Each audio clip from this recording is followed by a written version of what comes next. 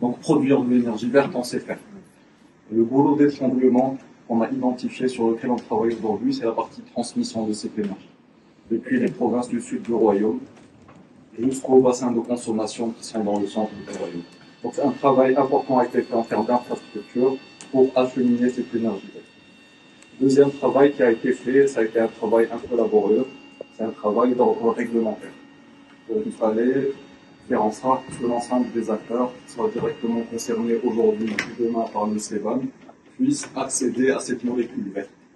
Un travail important sur le cadre réglementaire, notamment sur la moyenne tension qui concerne 99% des acteurs, et aujourd'hui on y est. Et le dernier travail, ça a été cité par SIA, c'est un travail de sensibilisation et de soutien aux TPME pour qu'ils puissent se décarboner. Nous avons lancé dès 2021 un programme qui s'appelait Square Croissance Verte et où l'État prend en charge 50% de l'audit énergétique et 80% de l'audit énergétique et 50% du coût de la mise à niveau. Donc, nous sommes directement concernés par ce sujet que nous avons essayé d'anticiper au maximum en travaillant sur plusieurs volets. Et peut-être la cerise sur le gâteau, c'est que le Maroc a annoncé lui-même l'instauration d'une taxe carbone symétrique. Donc c'est peut-être une piste ou une réflexion qui peut être menée par un certain nombre de pays africains, c'est la réciprocité.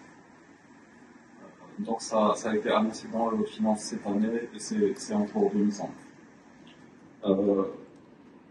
Donc, on y voit aussi, au-delà de cet aspect d'anticipation qui a été mené depuis un certain nombre d'années, on y voit un nombre important d'opportunités pour l'industrie marocaine, en parlant du CEVA.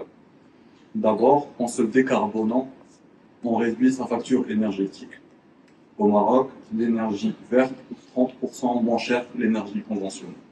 Donc, non seulement on devient conforme à ces nouvelles exigences environnementales, mais aussi on devient plus compétitif.